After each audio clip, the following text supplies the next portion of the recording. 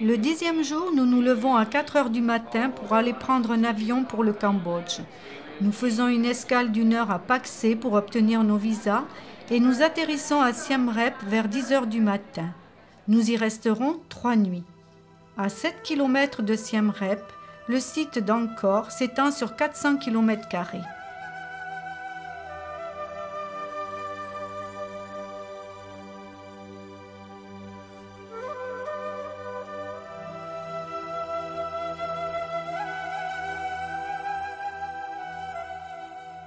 La première visite sera pour le temple de Thap Phron, entouré de douves d'environ 25 mètres de large.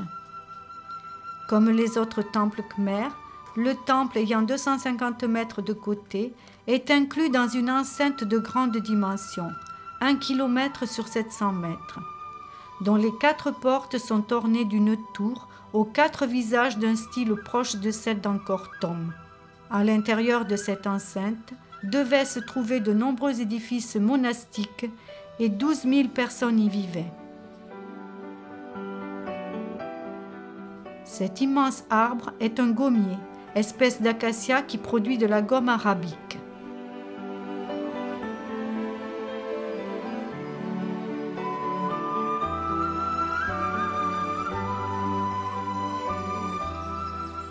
À la différence de la plupart des autres monuments d'Angkor, Thap Phron a été laissé dans un état proche de sa découverte au début du XXe siècle. Néanmoins, beaucoup de travail a été nécessaire pour stabiliser les ruines et permettre l'accès. Il est envahi par des fromagers géants qui enserrent les pierres de latérite comme des pieuvres. Son nom signifie grand-père, Brahma. Ce temple a été construit à la fin du XIIe siècle par Jayavarman VII comme monastère et université bouddhique Mahayana. Pour l'idole principale, Prajnaparamita, personnification de la sagesse, il a pris modèle sur sa mère.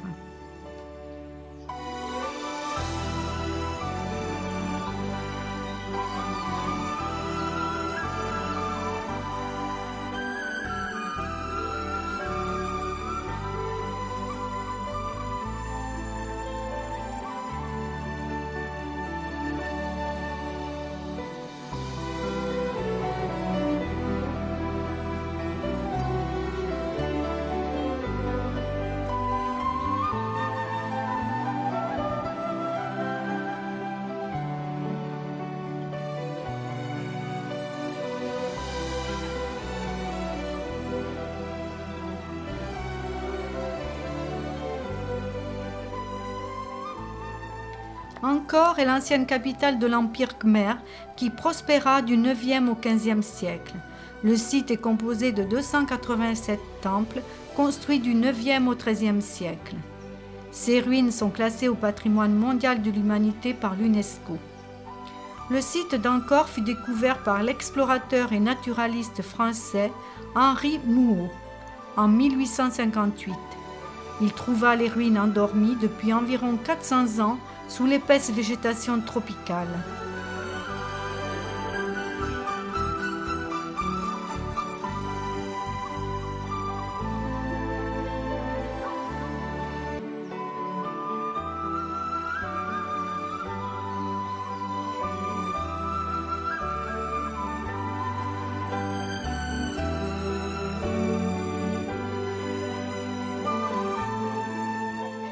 Depuis 1993, l'UNESCO assure le secrétariat du Comité international de coordination pour la sauvegarde et le développement du site historique d'Angkor. L'organisation donne un financement et encourage le gouvernement cambodgien à protéger le site. La France contribue à la restauration avec d'autres pays, notamment le Japon, les États-Unis, l'Australie et l'Inde. Les travaux sur place sont coordonnés par l'APSARA, autorité pour la protection du site et l'aménagement de la région d'Angkor.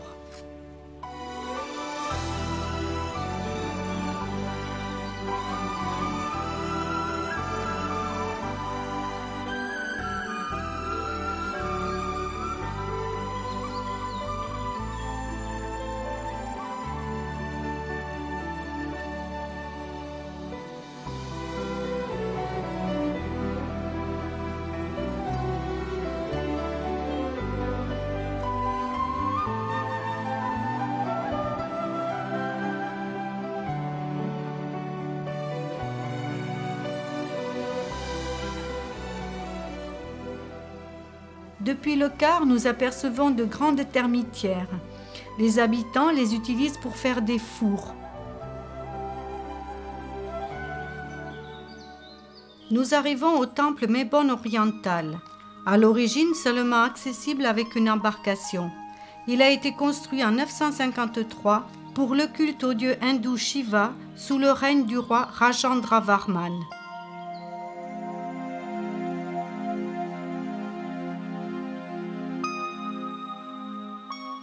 On y retrouve toutes les caractéristiques d'un temple montagne en briques et latérites, avec 5 tours en quinconce supportées par une plateforme haute de 3 mètres.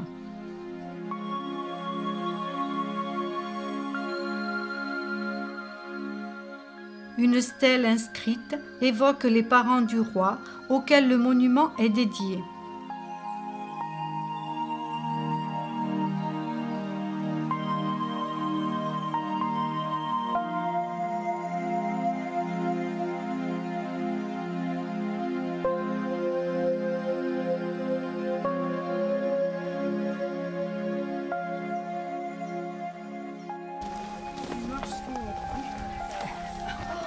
La première marche en forme accolade. L'œil de lotus représente la pureté. Avant de monter sur cette marche-là, il faut laisser tomber la colère, la violence, la cupidité, l'orgueil, la paresse.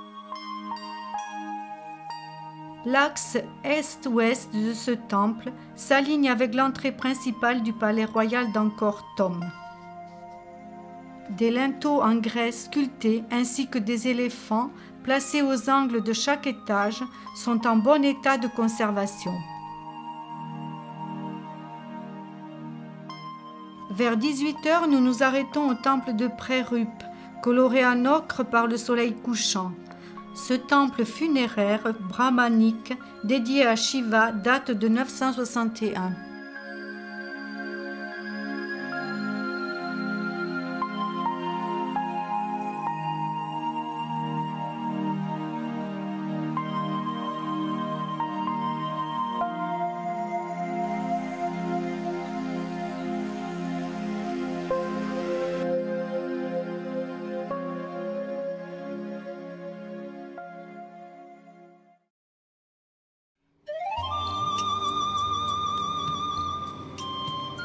Le 11e jour, nous partons en car pour aller visiter Kbal Spin, la rivière sculptée. Cette rivière se trouve sur une colline. Pour s'y rendre, il faut environ 40 minutes de marche dans la jungle par un petit sentier. La montée est raide et il faut faire attention aux racines des arbres.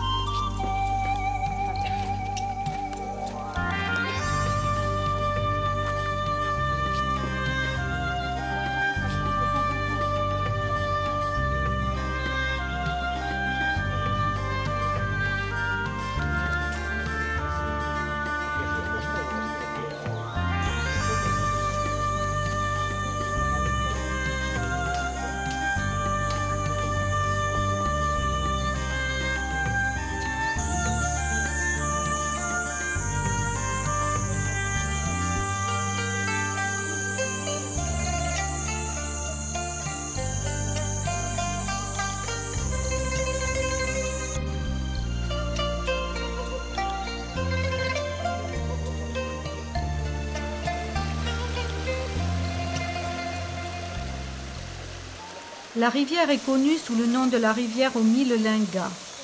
Des sculptures pour sanctifier l'eau de la rivière sont creusées dans la roche de son lit, sur une longueur de 200 mètres. Elles datent du XIe au XIIIe siècle.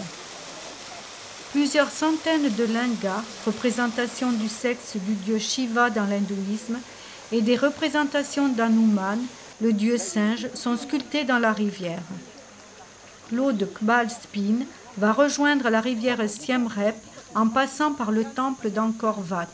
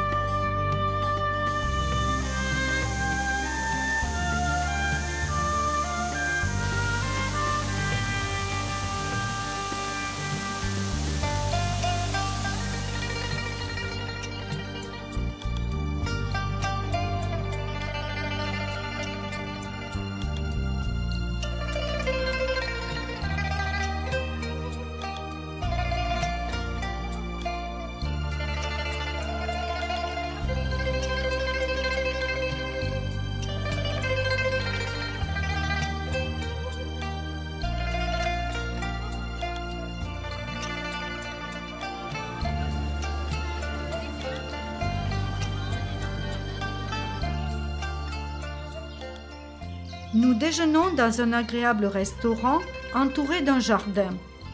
Ces fruits comestibles sont ceux du jacquier, arbre originaire de l'Inde.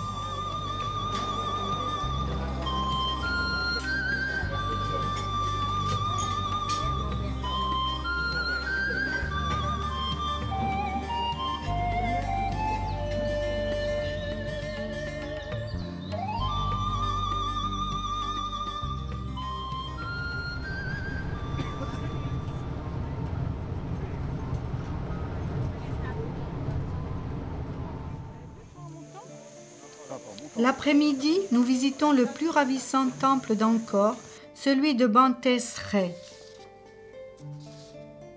Datant du Xe siècle, il est merveilleusement préservé. Baptisé la citadelle des femmes, il est sculpté dans du grès rose qui change de couleur suivant l'ensoleillement.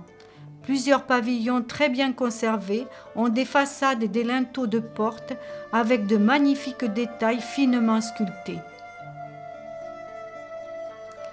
Il a été rendu célèbre par le vol d'un linteau de 800 kg par André Malraux.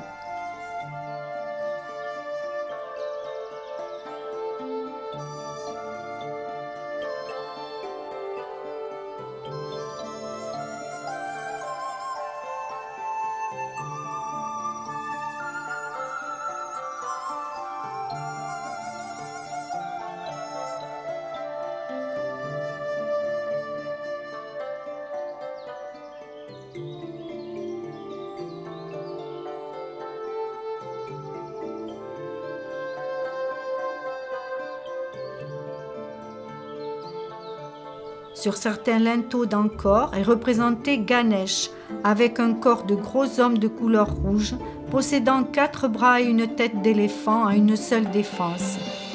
Dans l'hindouisme, c'est le dieu de la sagesse, de l'intelligence, de l'éducation et de la prudence. Il est le fils de Shiva et de Parvati.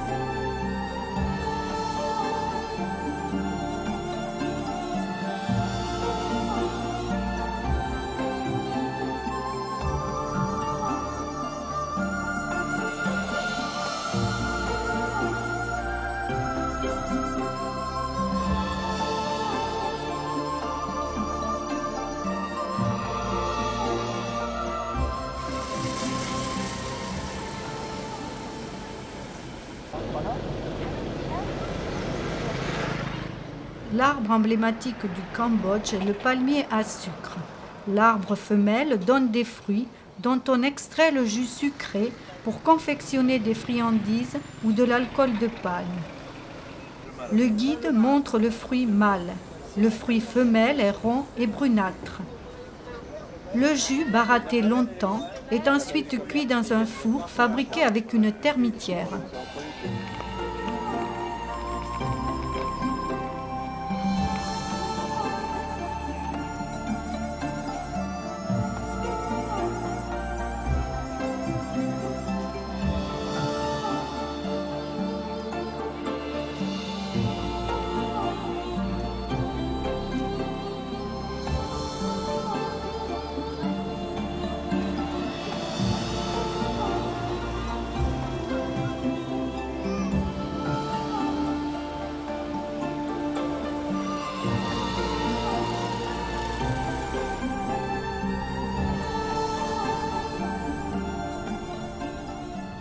En fin d'après-midi, nous visitons le temple de Kravan, dédié au dieu Vishnu.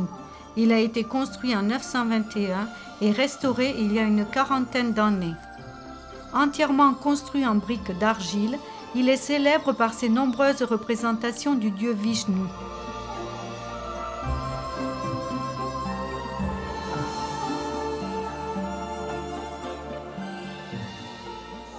Les tours septentrionales sont ornées de bas-reliefs représentant la déesse Lakshmi, l'épouse de Vishnu.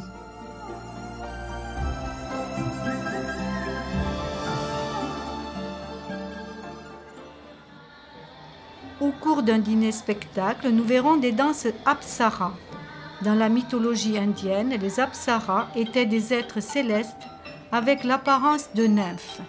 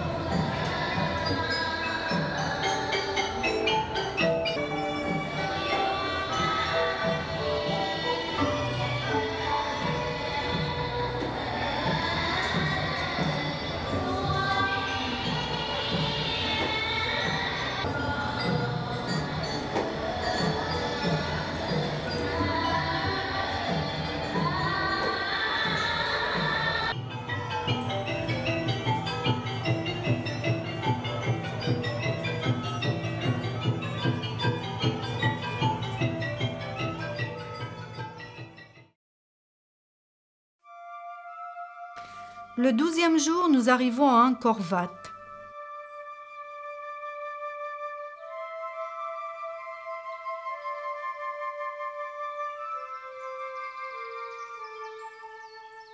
Angkor Wat est le temple le plus fameux et le plus majestueux du site d'Angkor. Ses tours sont l'emblème du Cambodge et figurent sur son drapeau national. Le temple est le symbole du style classique de l'architecture khmer. C'est un temple hindouiste dédié au dieu Vishnu. Sa construction a été commencée au début du XIIe siècle, pendant le règne du roi Suryavarman II. Elle a duré 37 ans. Son nom signifie en khmer la ville pagode. La tour principale du temple central représente le mont Meru, le centre de l'univers pour les hindouistes et les bouddhistes.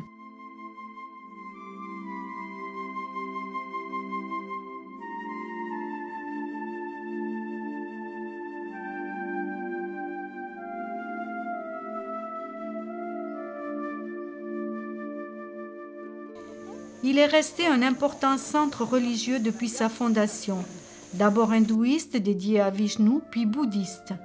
Pendant la guerre qui débuta en 1970, les habitants de Siem Reap s'étaient réfugiés dans le temple, pensant qu'ils seraient protégés.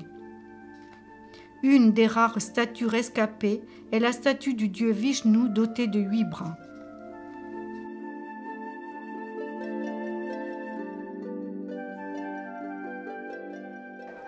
Les 3 principales galeries sont ornées de bas-reliefs représentant environ 2000 apsaras aux positions toujours différentes et de nombreux tableaux de conquêtes militaires ou de scènes religieuses, ainsi que des scènes de la cour royale et de la vie quotidienne des paysans.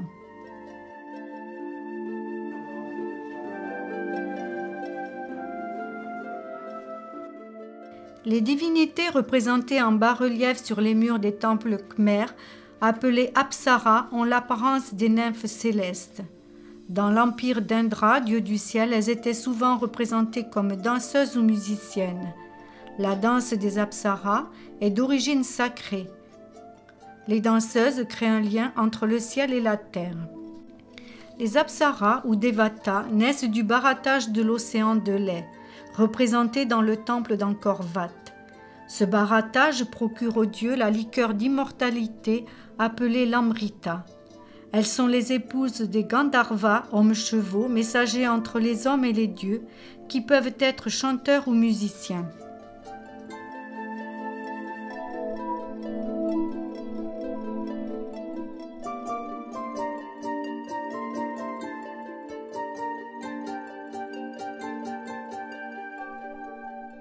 Jayavarman VII, qui régna de 1181 à 1215, fut le plus grand roi bâtisseur du Cambodge.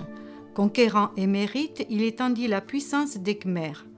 Après sa disparition en 1219, plus aucun temple ne fut construit et la civilisation angkorienne entra dans le déclin. Ce déclin pourrait avoir pour origine les invasions siamoises. Le système d'irrigation extrêmement complexe et élaboré, qui assurait la subsistance de millions d'hommes, avait été fortement endommagé par ces invasions.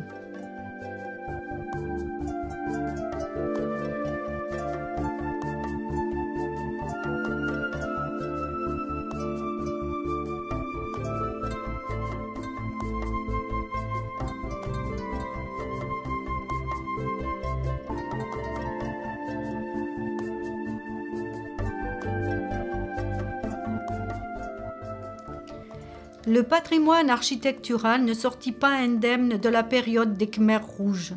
De nombreuses statues en pierre furent détruites à l'explosif et plusieurs statues en bois servirent de combustible.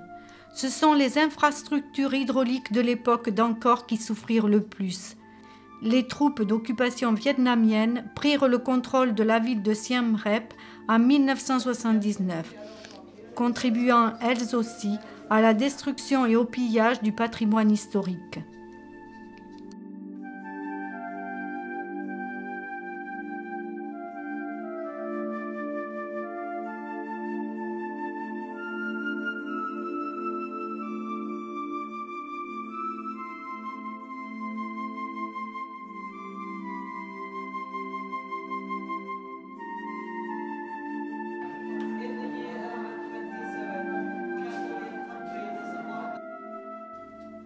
Encore, des chaussées à balustrade en forme de naga symboliseraient l'arc-en-ciel permettant à Bouddha de descendre du ciel. Le naga est un animal fabuleux de l'hindouisme, à corps de serpent représenté avec plusieurs têtes chimériques et effrayantes. Dans l'iconographie khmère, le naga mâle a un nombre impair de têtes, tandis que les femelles en ont un nombre pair. Les légendes racontent que les nagas peuvent prendre forme humaine, voyager sous terre, nager dans l'eau et voler dans les airs.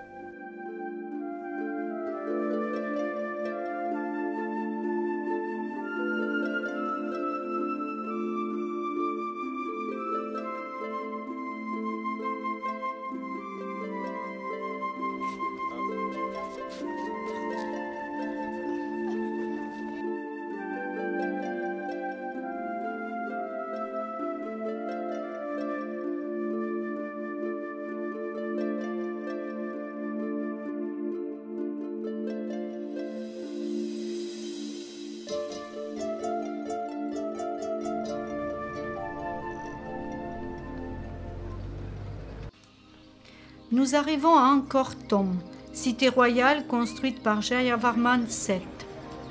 Avant d'entrer, il faut franchir un pont sur lequel s'alignent des deux côtés des statues en pierre. La cité royale a la forme d'un quadrilatère d'environ 3 km de côté, entouré d'un rempart haut de 8 mètres, bordé par des douves. Au milieu de chacun des 4 murs de l'enceinte se trouve une porte monumentale ornée d'immenses visages et de la représentation d'Indra chevauchant son éléphant tricéphale.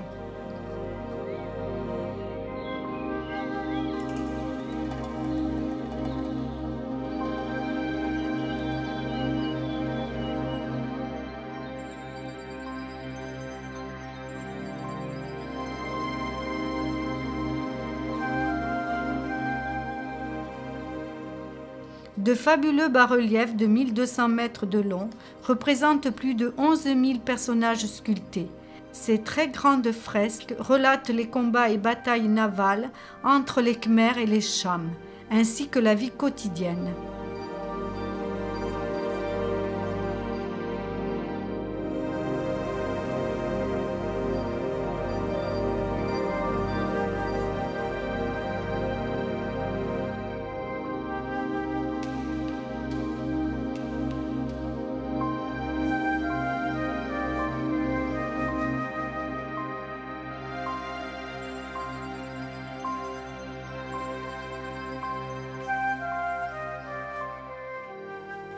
Le temple montagne du Bayonne s'orne d'une forêt de 200 gigantesques visages au regard mystérieux, regardant dans toutes les directions, avec des sourires énigmatiques. Ce temple de 3 étages et 43 mètres de haut a été construit au XIIe siècle par Jayavarman VII. Les étages inférieurs sont un panthéon consacré au dieu Khmer et l'étage supérieur est consacré à Bouddha. L'ensemble des temples construits à partir de cette époque crée un lien très étroit entre religion et royauté. Le roi affirmait ainsi son pouvoir et sa légitimité.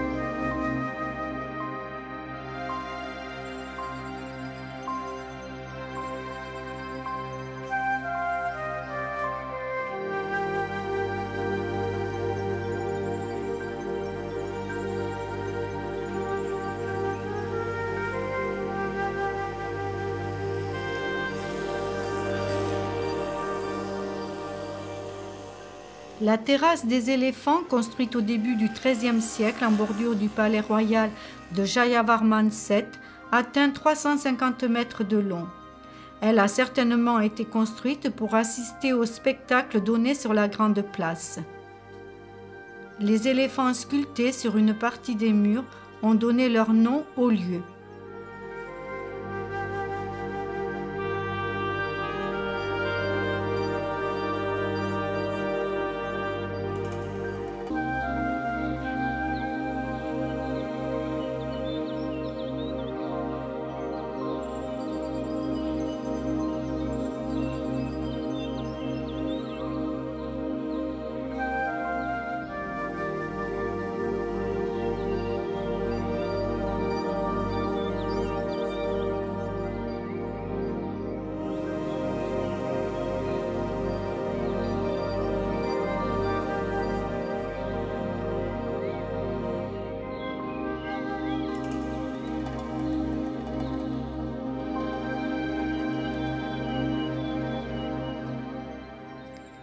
Sur le côté de la terrasse du roi lépreux, une tranchée étroite et longue s'orne d'une quantité de sculptures représentant des apsaras, des génies et des monstres, et quantité de divinités d'une surprenante beauté.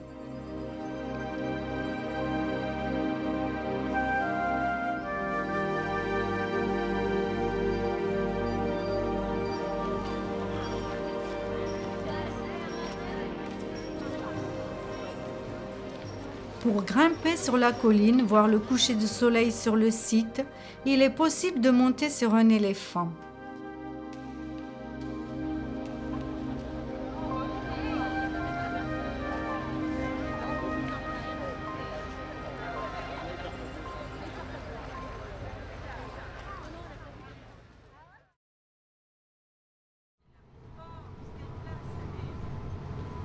Le 13e jour, nous quittons Siem Reap et prenons la route de Phnom Penh avec plusieurs arrêts prévus et une étape à Kampong Thom à environ 150 km. Le pont Naga de Spin Pratpos du XIIe siècle, construit en latérite, est constitué de 21 arches de 5 mètres de hauteur. Il est toujours utilisé, sauf par les cars et voitures.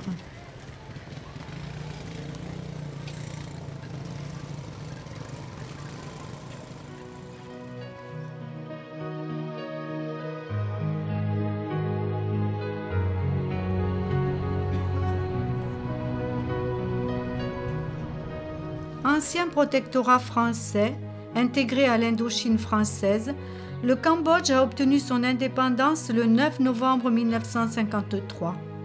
Les Khmers rouges ont occupé le pays de 1975 à 1979. Le Cambodge est redevenu le pays du sourire après un long cauchemar. Il renaît d'une succession de tyrannies sanguinaires, d'invasions et de guerres qui ont laissé le pays exsangue. Sa population est de 15 millions d'habitants. C'est un des pays les plus pauvres du monde. L'agriculture reste le secteur économique dominant. Les industries principales sont la confection et le tourisme, avec environ 2 millions de visiteurs par an.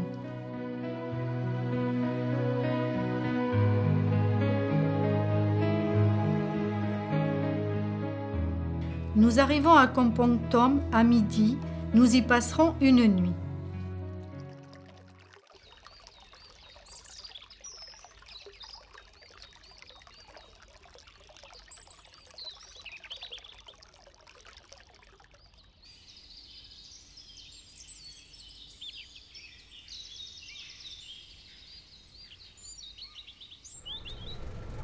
Nous prenons une piste en terre sur laquelle on roule dans des nuages de poussière pour aller visiter un site pré-angkorien.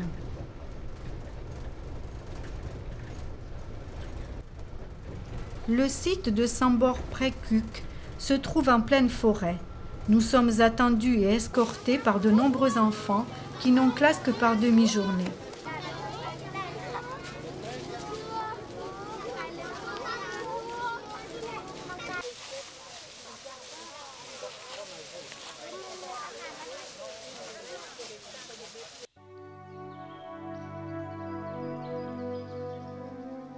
Ce site regroupe, dans un rayon de 5 km, 3 grands ensembles de monuments dédiés à Shiva, entourés de 2 enceintes de murs.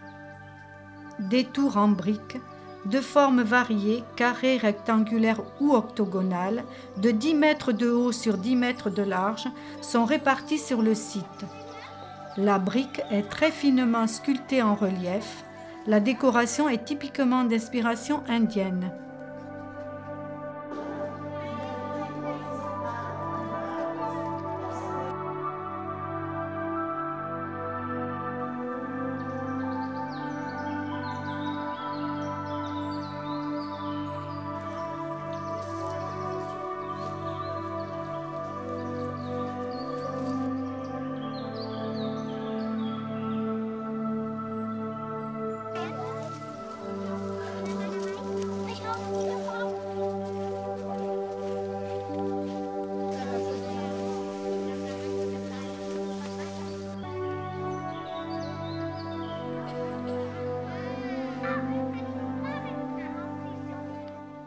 Le lion, souvent représenté, n'existait pas au Cambodge.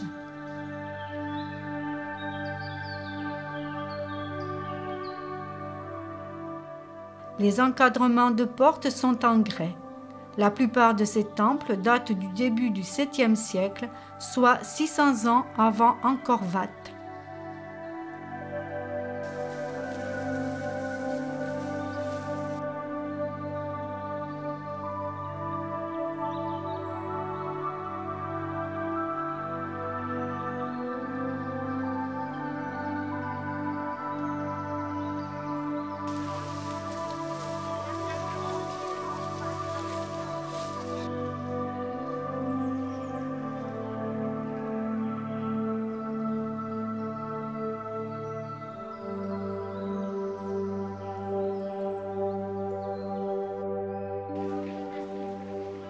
Au retour, nous doublons un motocycliste portant un cochon gras sur son porte-bagages pour aller le vendre.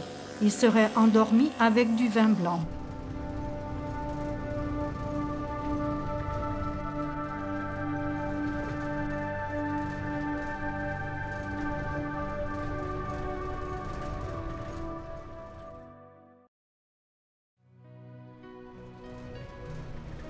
Le 14e jour, nous partons pour Phnom Penh, capitale du Cambodge, qui compte 1 300 000 habitants. Nous avons 170 km de route. Nous mettrons 4 heures. Phnom Penh a été fondée en 1434 par les Khmers, chassés d'Angkor par les Thaïs.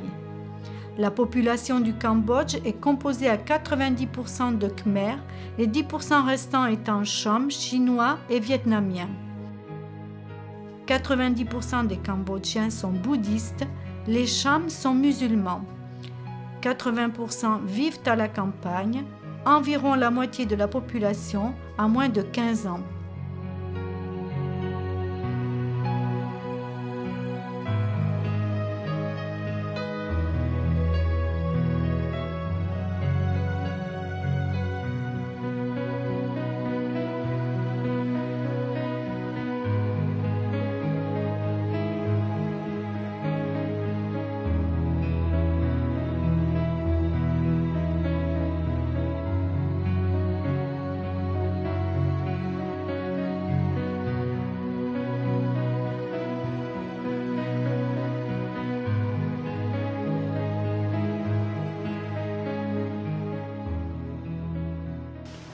Nous faisons un arrêt au village de Skuon où se tient un marché.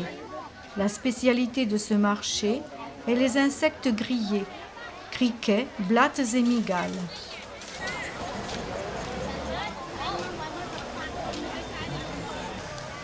Les Cambodgiens ont connu la famine pendant l'occupation des Khmers. Pour se nourrir, ils ont appris à tirer parti de toutes les ressources possibles.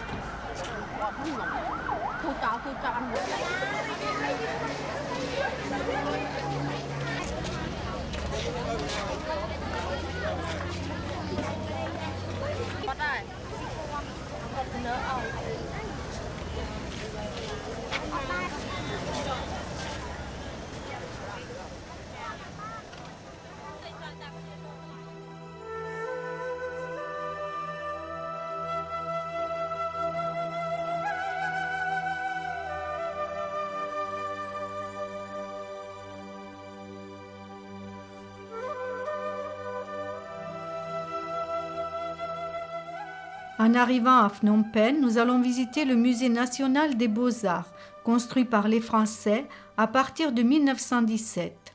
Il occupe un vaste bâtiment de couleur ocre situé près du Palais Royal. Inauguré en 1918, il expose les chefs-d'œuvre de l'art et de l'artisanat khmer en 4 galeries ouvrant sur un patio très agréable. On peut y voir des pièces en bronze de la période préhistorique, des pièces en grès des périodes pré-ancoriennes et ancoriennes, et des pièces en bois et en bronze de la période post-ancorienne.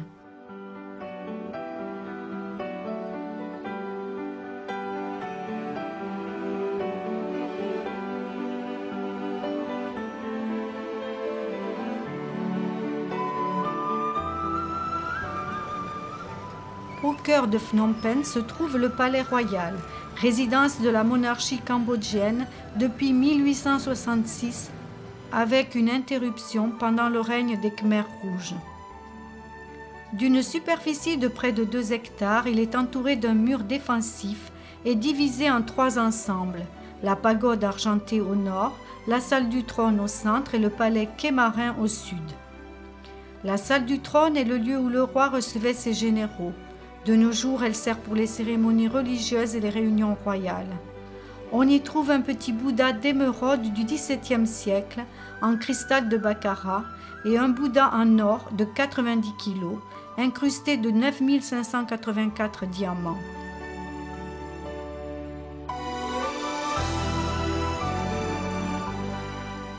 Le palais Kemarin accueille les appartements du roi et de sa famille. La pagode argentée abrite le temple officiel de la monarchie.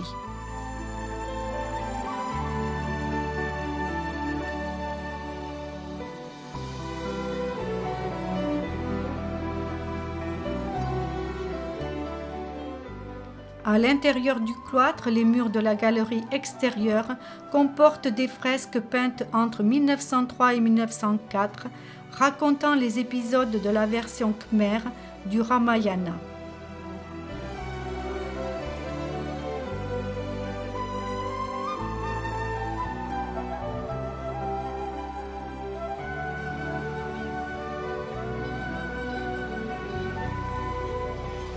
Nous faisons une promenade sur l'esplanade au bord du Mékong, face au Palais Royal.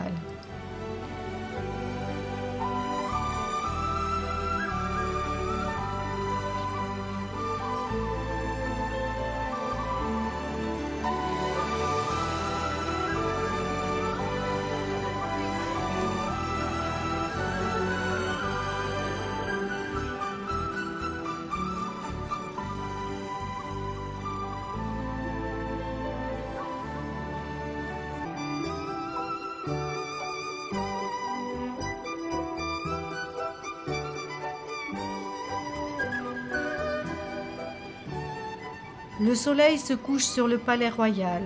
L'heure est venue de quitter Phnom Penh. Ce merveilleux voyage se termine.